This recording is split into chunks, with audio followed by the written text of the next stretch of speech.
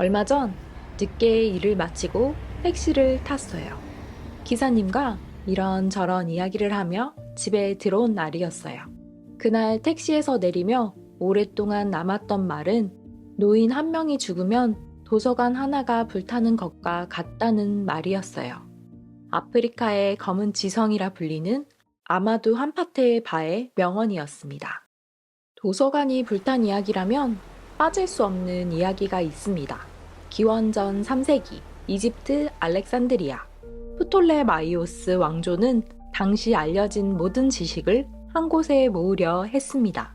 수학, 천문학, 의학, 철학, 유클리드가 여기서 기하학을 정리했고 에라토스테네스는 여기서 지구의 둘레를 계산했습니다.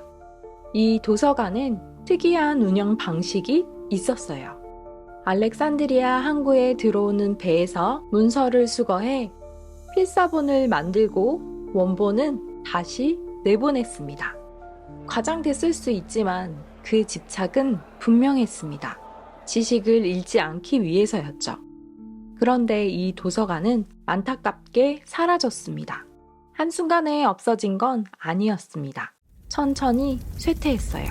기원전 48년 카이사르 화재가 그 시작이었고 이후 수백 년에 걸쳐서 정치적 혼란과 종교적 충돌 속에서 조금씩 지워졌습니다.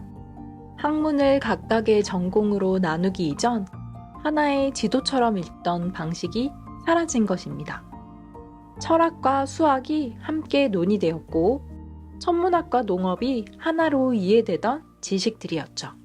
택시 안에서 들었던 아마두 함파테바의 명언은 암묵지였습니다. 한 사람 안에 평생 쌓인 것들, 기록되지 않은 것들, 말로 다 전해지지 못하는 것들. 옆집 할머니가 된장찌개를 끓이는 방식, 어부가 날씨를 읽던 감각, 목수가 나무를 고르는 눈. 이런 건 논문이나 학술지에는 없잖아요. 검색해도 나오지 않는 것들이죠. 그 사람이 떠나면 그냥 사라지는 것들이죠. 평생 쌓아온 것들, 말로 못 가르쳐주는 것들, 몸이 먼저 알고 손이 먼저 움직이는 것들.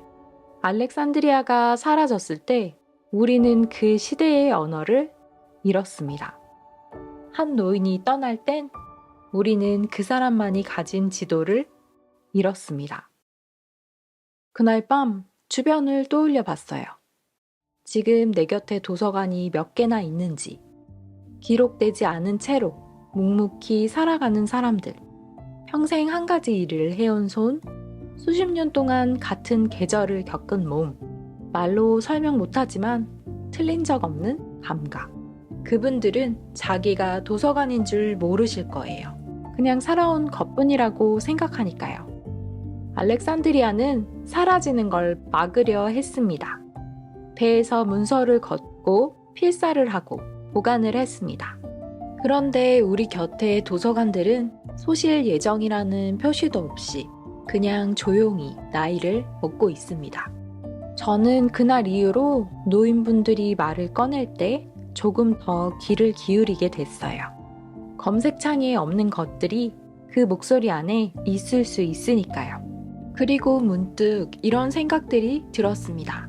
알렉산드리아를 지키려 했던 사람들이 필사했던 것처럼 우리에게 필요한 건 어쩌면 거창한 보존시설이 아니라 그냥 한 번 더 여쭤보는 것일지도 모른다고요. 그 도서관이 닫히기 전에 말이죠. 제야의 아카이브, 다음 이야기에서 만나요.